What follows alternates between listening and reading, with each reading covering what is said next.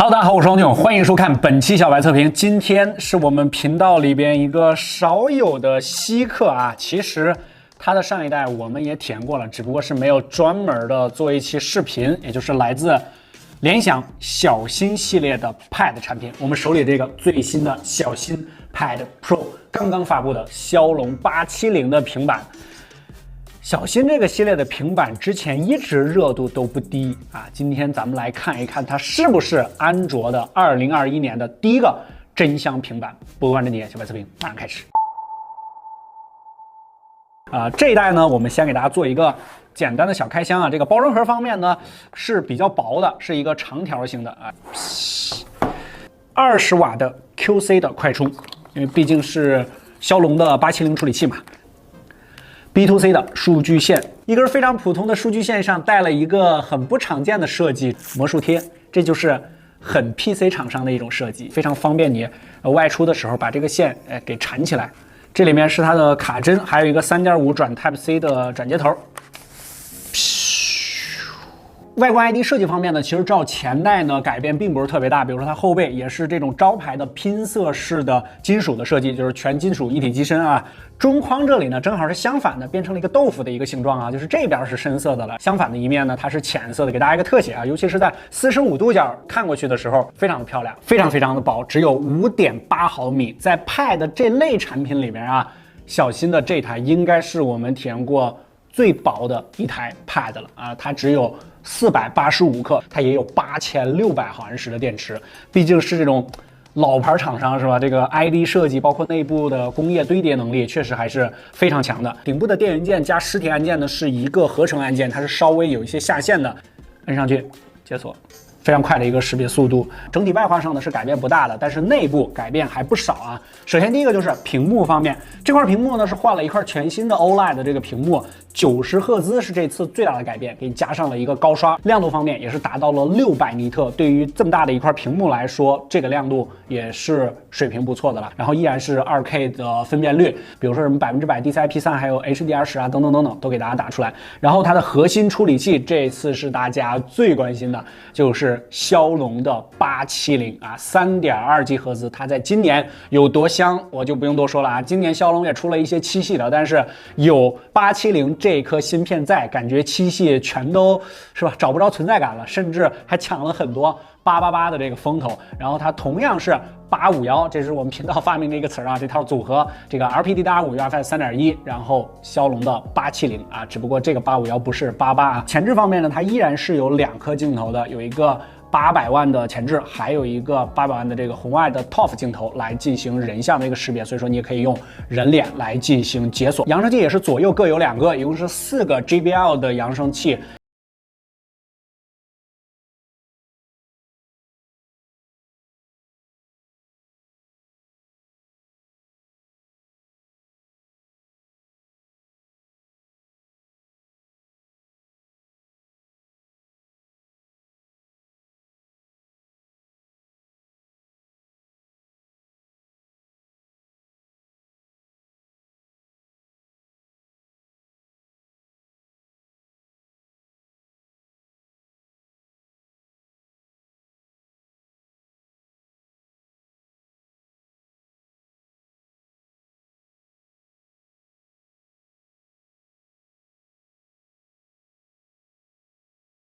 形态也确实不太好做什么特别大的 ID 上的改变了，因为它的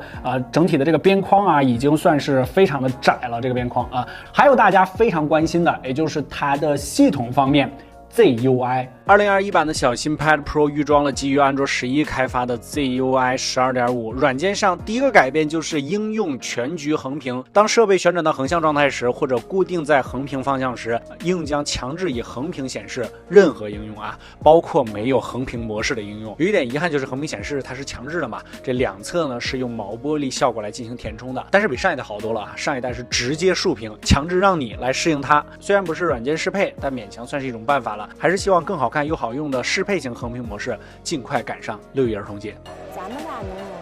怎么就有人过上儿童节？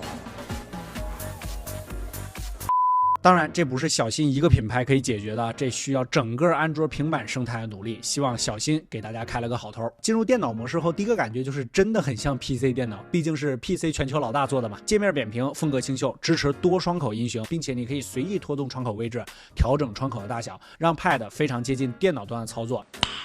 Nice。在工作室负责文案的小伙伴上下班轻办公使用，说效率确实有不少提升。在电脑模式下，这个全功能的 USB-C 接口可以连接显示设备输出画面，可以将单独一个应用放置在外部显示器上显示。性能方面，娱乐度713000多，骁龙870的常规水平 ，Geekbench 5单核980分，多核2936，与下一代提升那是相当明显。图形性能测试 3D Mark OpenGL ES 3.1 7735，虽然机身比较轻薄啊，整体的温控表现还算是相对稳定。平板这么大体一下，不知道如果放一个888进去，这性能发热会不会很刺激？这次 ZOI 12.5还支持外设模式，适配了多款主流游戏。在崩坏3中，把所有显示效果开到最高，连接手柄啊，整个操作过程非常流畅，整体帧率可以稳定在60帧左右，表现算不错。同时在原始的体验中，帧率也能保持在57帧左右。用手柄玩大作，再加上这个扬声器，还是挺爽的。中肯的讲，其实之前我们也数次提到过，安卓平板目前的生态和苹果的差距，特别是在软件适配上 ，iPad 确实有非常大的优势。平板这类产品在硬件技术实现层面其实并不太难，对于国产厂商来说都比较容易，尤其是对于工业生产能力非常强的大厂来说，它难就难在软件的大屏适配啊，这么多软件是吧？你怎么样适配安卓的平板，这是各家都需要努力思考的一件事儿。还有就是怎么让自家的其他产品，比如说手机啊、电脑啊、其他的配件啊，怎么样与 Pad 生态相融合，真正的提高生产力、使用场景或者效率。但是从今年开始，我们也看到了各家都开始跃跃欲试，一直在做各种各样的尝试，各种各样的硬件和软件，这必须是一件好事。可能目前现在的差距确实很大，但是老话说得好，不开始你是永远到不了对岸的，让子弹再飞一会儿吧。ZUI 啊，它之前是哪个手机上的系统来着？可以走波弹幕啊！我估计用过 ZUK 手机的人，现在多大了？可以走波弹幕啊！你现在多大了？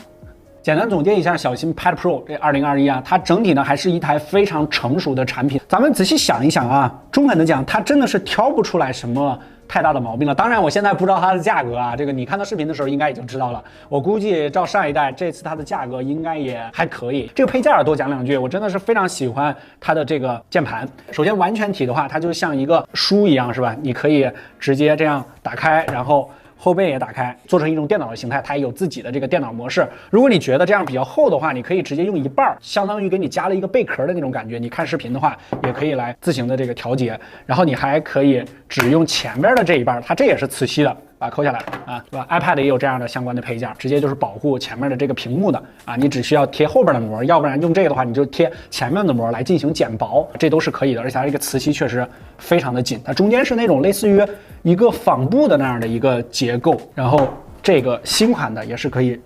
直接来进行使用。OK， 小新 Pad Pro 2021就先跟大家聊到这儿，它确实是一台比较成熟的产品了。经过上一代的探索之后，如果你是强安卓生态需要一个平板电脑来作为你的补充，比如说一些轻办公啊、码一些字啊，或者说就是看视频是吧？我对影音有比较强的要求，经常出差的话，可以关注一下。OK 啊，更多内容和精彩，大家在全网搜索关注小白测评。它的这个续航啊，我们就不给大家测试了啊，这个饶我们一命。不关注点，小白测评，我们下期视频再见，拜拜。